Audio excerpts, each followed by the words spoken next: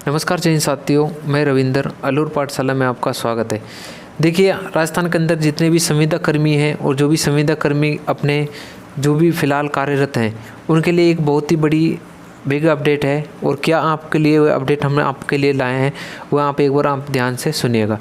सबसे पहले तो मैं आपको बता दूं कि जिन्होंने भी संविदा कर्मियों को परमानेंट कहीं जाने की बातें चल रही है, लेकिन अब जो है आपको पता है कि 7 अक्टूबर से यानी कि आपकी आचार संहिता वो भी लग गई है। लेकिन कुछ कैंडिडेट्स ऐसे हैं जिनको डाउट्स है कि अभी उनकी प्रोसेसिंग पूरी होगी या नहीं होगी।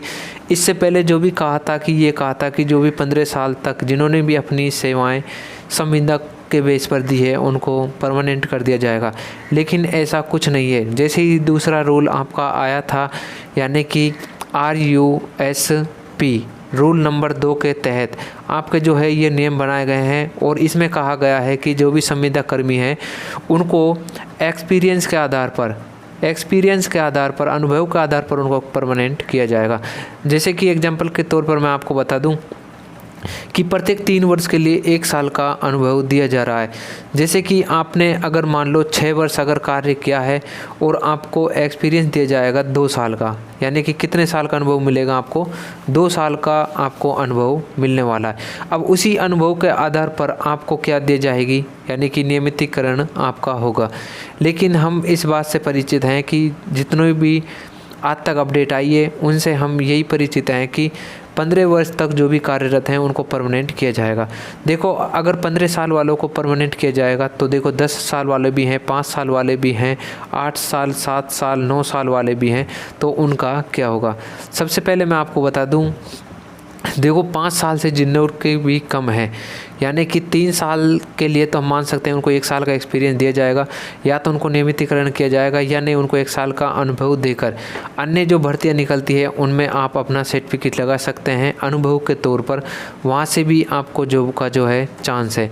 लेकिन अब मैं आपको बता दूं कि देखो, पंचायत समिति के स्तर पर जितने भी कार्यरत हैं, नरेगा वाले हों, जो भी आते हैं पंचायती समिति के स्तर पर, उनको अभी परमानेंट नहीं किया जाएगा, क्योंकि साफ साफ नोटिफिकेशन में लिख दिया गया है।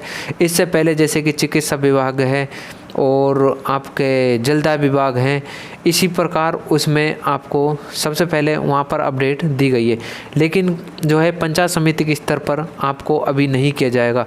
देखो, ग्राम पंचायत समिति जो ग्राम पंचायत स्तर पर भी आते हैं जो हैं, उनको भी यहाँ पर परमानेंट कुछ ही पद के लिए किया जाएगा, वरना यहाँ पर आपको परमानेंट नहीं किया जाएगा।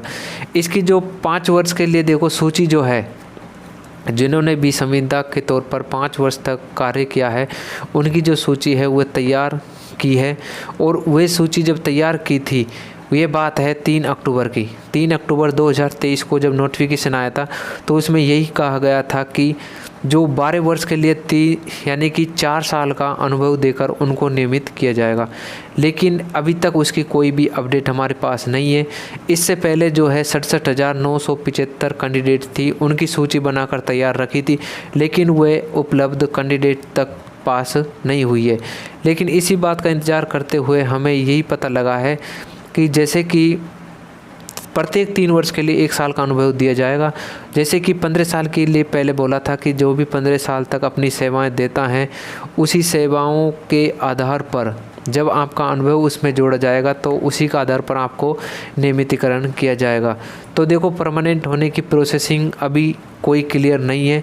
लेकिन आपको मैं बता दूं कि कुछ जैसे कैंडिडेट्स हैं उनको परमानेंट के लिए जो सूची तैयार की थी वो अभी तक उपलब्ध नहीं हुई है।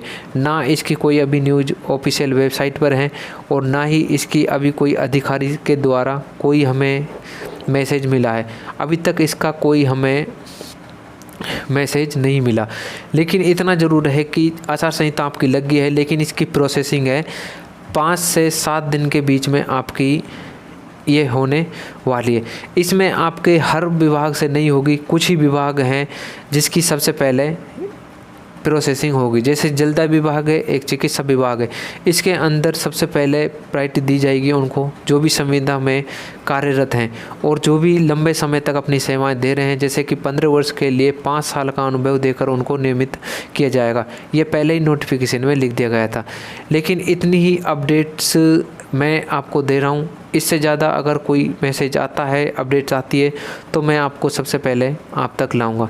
और आपको अगर कोई भी डाउट्स होते हैं तो आप मुझे कमेंट सेक्शन में ज़रूर बता दीजिए, क्योंकि उनका रिप्लाई मैं नेक्स्ट वीडियो में दे सकूं। जय हिंद।